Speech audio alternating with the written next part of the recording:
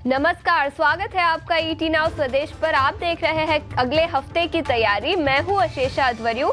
सबसे पहले नजर डालते हैं बाजार के हालचाल पर। इस हफ्ते काफी अच्छा सेशन रहा भारतीय बाजारों के लिए। इस हफ्ते शुक्रवार के ट्रेडिंग सेशन में रिकॉर्ड हाईज दिखे भारतीय बाजारों के लिए और निफ्टी 50 करीब 0.7% की तेजी के साथ बंद होता हुआ नजर आया। इसके अलावा ब्रॉडर मार्केट्स की बात करें तो यहां पर काफी एक्शन था। निफ्टी स्मॉल कैप इंडेक्स में करीब 5% की तेजी इस हफ्ते दिखी और मिड कैप इंडेक्स में भी करीब 3.5 से 4% की। तो ब्रॉडर मार्केट्स में इस हफ्ते काफी एक्शन था। ऑल्दो निफ्टी और बैंक निफ्टी की बात करें तो म्यूटेड एक्शन रहा। सेक्टोरल इंडिसेस की बात करते हैं तो आईटी सेक्टर लूजिंग साइड पे रहा। कोफोर्ज, एम्फोसिस जैसे कुछ स्टॉक्स थे जो टॉप लूजर्स थे निफ्टी आईटी इंडेक्स में, और निफ्टी आईटी इंडेक्स करीब 1.5 से 2% की गिरावट के साथ बंद होता हुआ नजर आया। लेकिन एफएमसीजी सेक्टर में भी थोड़ी सी कमजोरी थी, 1% से ज्यादा की गिरावट यहां पर भी दिखी। केवल आईटी और एफएमसीजी दो सेक्टर्स थे जो गिरावट के साथ बंद होते हुए नजर आए। लेकिन गेनिंग साइड की बात करें तो रियल्टी शेयरों में काफी एक्शन था। सबसे बड़ा सेक्टोरल गेनर रहा निफ्टी रियल एस्टेट इंडेक्स, करीब 5.5 से 6% की तेजी निफ्टी रियल एस्टेट इंडेक्स पर दिखी। Auto, PSU bank, energy, pharma सभी हरे निशान में बंद होते हुए नजर आए इस हफ्ते। इसके अलावा निफ्टी 50 के टॉप गेनर्स और टॉप लूजर्स की बात करें तो Shriram finance, UltraTech cement, HDFC life, ONGC और सिप्ला कुछ बड़े गेनर्स थे निफ्टी 50 से। और लूजिंग साइड पे HUL, Infosys, Tata consumer, Kotak Mahindra bank और आईटीसी, इन शेयरों में थोड़ी सी कमजोरी दिखी। इसके अलावा कुछ और सेक्टर स्पेसिफिक न्यूज की बात करें तो सबसे पहले निफ्टी बैंक की बात कर लेते हैं। करीब 0.3% की तेजी दिखी निफ्टी बैंकिंग इंडेक्स में। बैंक ऑफ बड़ौदा में अच्छा खासा एक्शन था और federal bank, bank of Baroda और फेडरल बैंक टॉप गेनर्स थे निफ्टी बैंकिंग इंडेक्स से। जैसे मैंने बताया, आईटी और एफएमसीजी शेयरों में थोड़ी सी कमजोरी दिखी और निफ्टी रियल एस्टेट इंडेक्स सबसे बड़ा सेक्टोरल गेनर रहा। सनटेक और फिनिक्स मिल्स सबसे बड़े गेनर्स रहे रियल एस्टेट इंडेक्स से। तो काफी एक्शन था, ब्रॉडर मार्केट्स में भी काफी एक्शन था। इस पर और चर्चा करने के लिए अब हमारे साथ गौरांग शाह और अंशुल जैन जुड़ चुके हैं। बहुत बहुत शुक्रिया अपना समय निकालकर ईटी नाउ स्वदेश के साथ जुड़ने के लिए। सबसे पहले गौरांग, आपसे पूछना चाहूंगी, इस हफ्ते तो कैबिनेट मिनिस्ट्री अब जुड़ चुकी है, तो और कोई मेजर ट्रिगर्स तो नहीं है। शायद बजट जो जुलाई के महीने में आएगा वो ही एक बड़ा ट्रिगर होगा। लेकिन बाजारों के लिए बात करें तो ऑल टाइम हाई लेवल्स जो हमने शुक्रवार के ट्रेडिंग सेशन में देखे, क्या ये कंटिन्यू हो सकता है मोमेंटम? बहुत बहुत धन्यवाद इस मंच पर आमंत्रित करने के लिए और आप सभी को शुभ संध्या हमारी तरफ से। तो एक नया सर्वोच्चम स्तर बनते हुए देखा और थोड़ा बहुत दायरेबंद कारोबार भी हमने देखा। अगला हफ्ता जो है वो 5 दिन का नहीं होगा, 4 दिन का होगा, क्योंकि सोमवार को छुट्टी है, बाजार बंद है। और आप जैसे बता रहे थे बजट पर ध्यान होगा, लेकिन उससे पहले हमारा अनुमान कहता है कि पहले तिमाही के नतीजे शायद पहले 10 दिन में आना शुरू हो जाएंगे अगले महीने।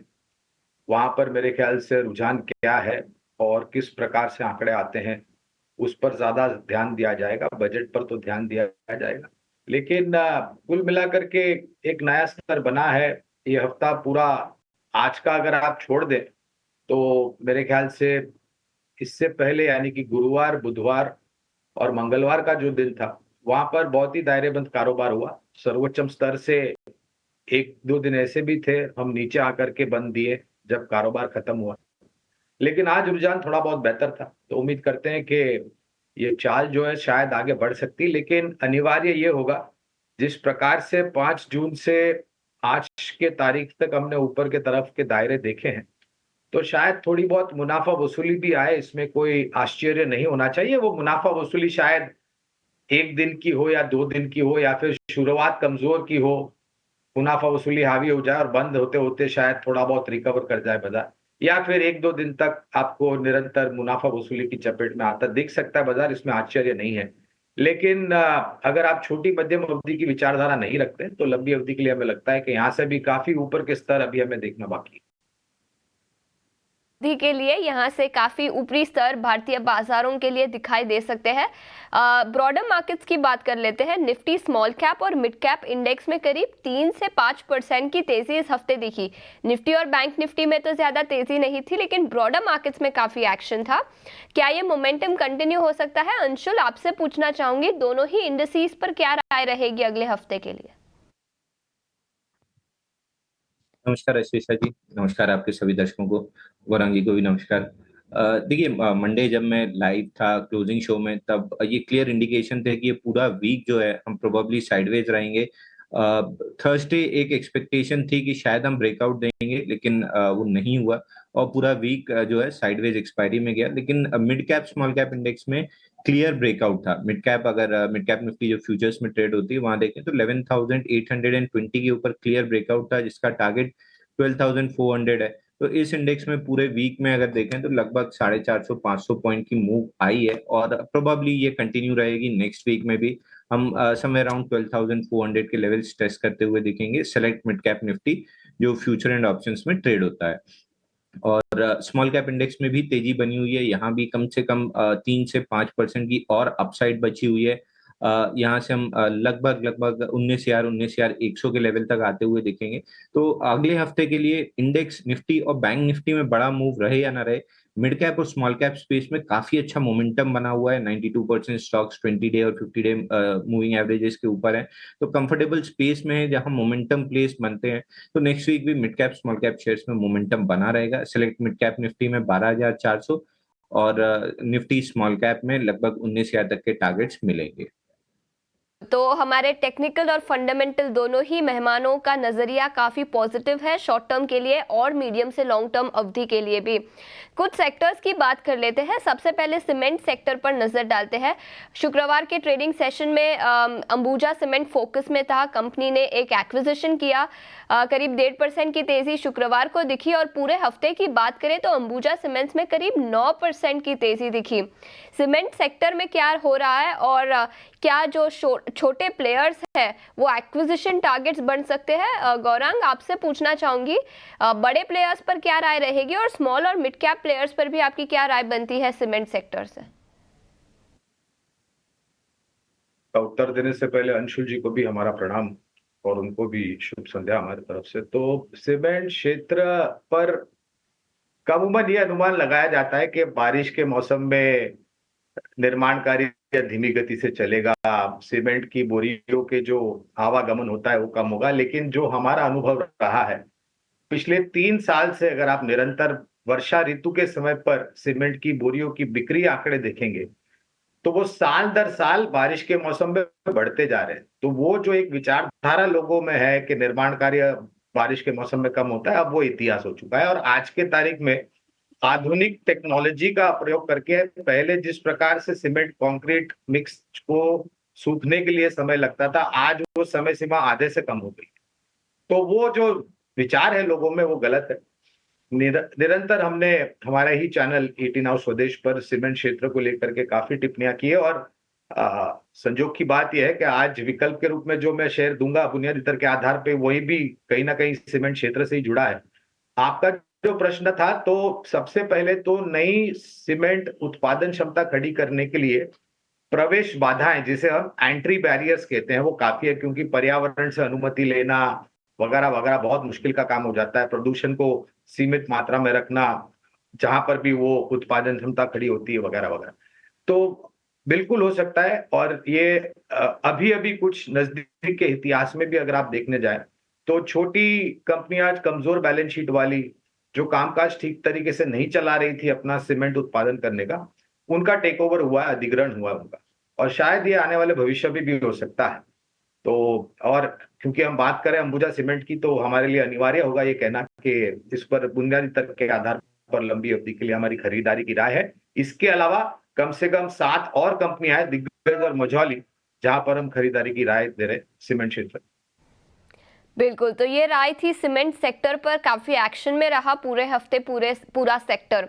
रियल एस्टेट शेयरों पर भी नजर डाल लेते हैं। जैसे मैंने बताया, निफ्टी रियल एस्टेट इंडेक्स सबसे बड़ा सेक्टोरल गेनर तो था ही, और निफ्टी रियल एस्टेट इंडेक्स ने रिकॉर्ड हाई लेवल्स भी टच किए इस हफ्ते। कुछ टॉप गेनर्स की बात करें तो सनटेक रियल्टी और फीनिक्स मिल्स, ये दो टॉप गेनर्स थे। टेक्निकल्स पर राय ले लेते हैं। अंशुल, आपसे पूछना चाहूंगी, रियल एस्टेट इंडेक्स में जो 2 हफ्तों से लगातार तेजी दिखी है, क्या ये कंटिन्यू हो सकती है? बिल्कुल आशीषा जी, ये रैली अभी जस्ट शुरुआत ही हुई है। सनटेक रियलिटी का आपने जिक्र किया, देखिए इसमें 23 महीने का एक कप कैंडल का ब्रेकआउट आया है, और ये पहला ही हफ्ता है जहां पे ब्रेकआउट आया है और ब्रेकआउट सस्टेन हुआ है।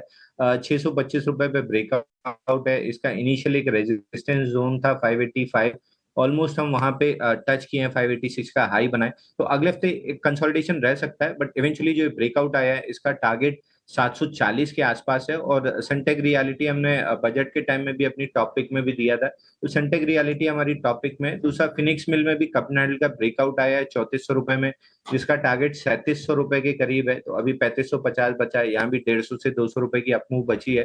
तो इसमें करंट मार्केट प्राइस से भी लॉन्ग कर सकते हैं अगर नहीं है तो। बट अगर आउट ऑफ द टू एक सेलेक्ट करना है तो एनी डे सनटेक रियलिटी काफी अच्छा लग रहा है। ठीक है, तो सनटेक रियल्टी पर नजरिया पॉजिटिव है। अंशुल, और एक सवाल आप ही से पूछना चाहूंगी आईटी इंडेक्स को लेकर। निफ्टी आईटी इंडेक्स में इस हफ्ते गिरावट दिखी, और मैक्रो इकोनॉमिक कंसर्न्स की बात करें तो उसके चलते भी अर्निंग्स आउटलुक को लेकर, रेवेन्यू ग्रोथ को लेकर काफी कंसर्न्स है। लेकिन टेक्निकल्स पर देखें तो निफ्टी आईटी इंडेक्स पर क्या राय बनती है? जो हमने कमजोरी देखी है पिछले कुछ दिनों और हफ्तों में, क्या वो रिवर्स होती हुई नजर आ सकती है? देखिए, ये स्टार्ट हो चुका है। आईटी इंडेक्स में 17 महीने का डबल बॉटम बना था जहां से ब्रेकआउट लिया था, और पिछले 4 महीने जो डाउनफॉल आया था ये केवल उस ब्रेकआउट को रीटेस्ट करने आया था, और परफेक्ट लोकेशन से करंट मंथ में बाउंस बैक आना स्टार्ट हुआ है।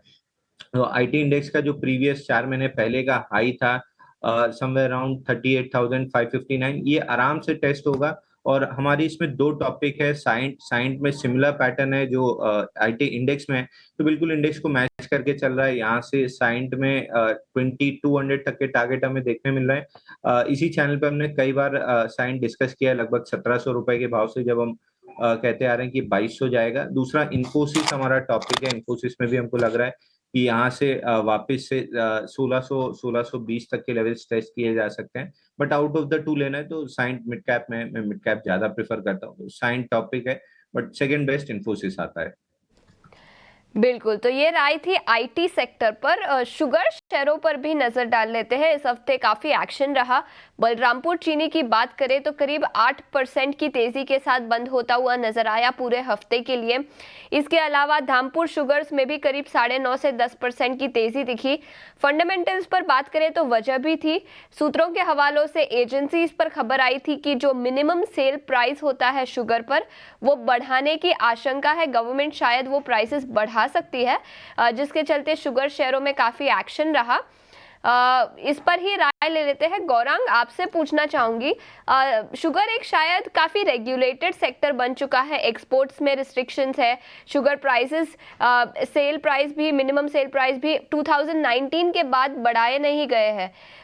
होप्स है कि शायद प्राइसेस बढ़ सकते हैं, लेकिन अगर पूरे सेक्टर पर नजरिया देना चाहेंगे तो शुगर सेक्टर पर क्या राय रहेगी? और अगर आपका पॉजिटिव नजरिया है तो स्टॉक स्पेसिफिक आइडियाज भी बताएं। काफी समय पहले बलरामपुर चीनी पर हमारी खरीदारी की राय थी, लेकिन लक्ष्यांक आने के बाद हमने राय फिर आगे नहीं बढ़ाई थी, निकाल दी थी। और फिलहाल कोई कवरेज नहीं है, इसलिए विशेष रूप में टिप्पणी नहीं करूंगा। लेकिन इस क्षेत्र के ऊपर, चीनी क्षेत्र के ऊपर, यानी कि शुगर सेक्टर के ऊपर 2-3 सकारात्मक चीजें हैं। एक तो आपने जैसे बताया कि एमएसपी के जो स्तर, दाम जो है वो बढ़ाने का प्रयास करेंगे, वो अनिवार्य भी होगा, क्योंकि चीनी बनती है गन्ने से। और अगर आप गन्ने का दाम देखें जो चीनी मिलों में जाता है चीनी बनने के लिए, उसमें थोड़ा अंतर है। तो वो अंतर दूर करने के लिए, एक स्थिरता लाने के लिए मेरे ख्याल से एमएसपी चीनी की बढ़े तो अनिवार्य होगा, किसानों को भी उसका लाभ होगा, पहली बात।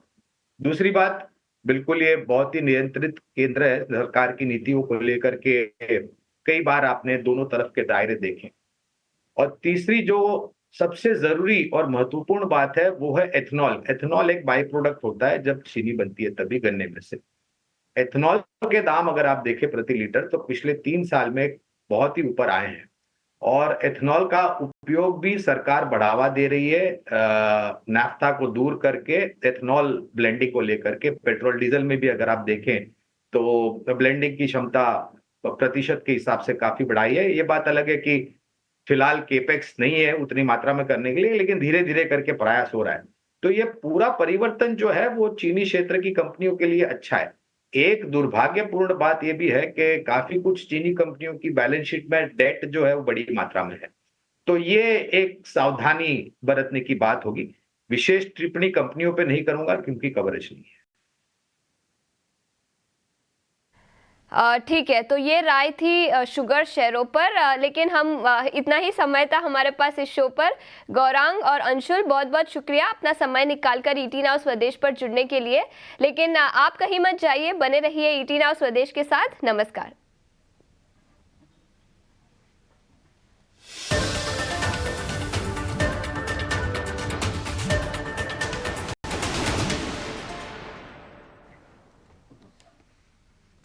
बिल्कुल, अगले हफ्ते किन ट्रिगर्स पर नजर रहेगी उस पर भी नजर डाल लेते हैं। हमारे साथ तृप्ति अब जुड़ चुकी है जो बताएंगे कौन से बड़े इवेंट्स होंगे अगले हफ्ते जिस पर हमें फोकस रखना चाहिए।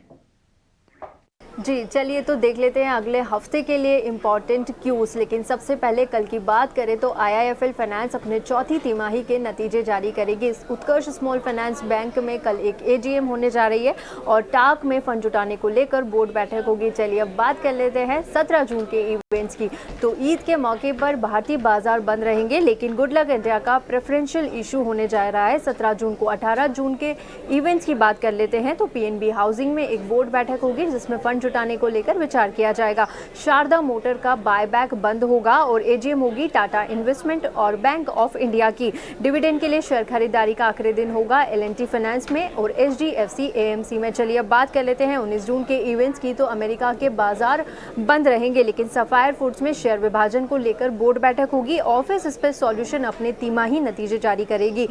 SCPCB राइट्स इशू को लेकर बोर्ड बैठक करने जा रहा है और SBI में भी फंड जुटाने को लेकर बोर्ड बैठक होगी। चलिए बात कर लेते हैं IPOs की। तो DE पाइपिंग सिस्टम का IPO खुलने जा रहा है सब्सक्रिप्शन के लिए, जिसके लिए कंपनी ने प्राइस बैंड तय किया है 183 से 203 रुपये प्रति शेयर। इसमें कुल साइज होगा 418 का और जिसमें फ्रेश इशू होगा 325 करोड़ रुपए का। इसके साथ ही आसान लोन्स का भी IPO सब्सक्रिप्शन के लिए खुलेगा, जिसके लिए प्राइस बैंड तय किया गया है 114 से 120 रुपये प्रति शेयर, जिसका कुल इशू साइज होने वाला है 132 करोड़, जिसमें फ्रेश इशू होगा पूरा 132 करोड़ का। AGM पर नजर डालें तो इंटेलेक्ट डिजाइन एरेना और Sagar cements capital small finance bank में AGM होने जा रही है। चलिए बात कर लेते हैं 20 जून के इवेंट्स की। तो अमेरिका के बेरोजगारी के दावे के आंकड़े आएंगे। इसके साथ ही ई मुद्रा की भी एक AGM होने जा रही है। L&T में डिविडेंड के लिए शेयर खरीदारी का आखिरी दिन होगा। अब बात करते हैं 21 जून को होने वाले इवेंट्स की। तो अमेरिका के मैन्युफैक्चरिंग PMI के आंकड़े आने जा रहे हैं। HPCL 1 पर 2 बोनस शेयर जारी करेगी और BPCL 1 पर 1 बोनस शेयर जारी करने जा रही है। प्रीमियर एक्सप्लोजिव में 2 शेयर का 10 में विभाजन होगा। और IPO की बात करें तो स्टैनली का IPO सब्सक्रिप्शन के लिए खुलने जा रहा है, जिसके लिए प्राइस बैंड कंपनी ने तय किया है 351 से 369 रुपये। टोटल इसका इशू साइज होगा 537 करोड़ का, जिसका फ्रेश इशू होगा 200 करोड़ रुपए का। इसके साथ ही DEE पाइपिंग सिस्टम्स का IPO बंद होगा और आसान लोन्स का भी IPO सब्सक्रिप्शन के लिए बंद होगा 21 जून को।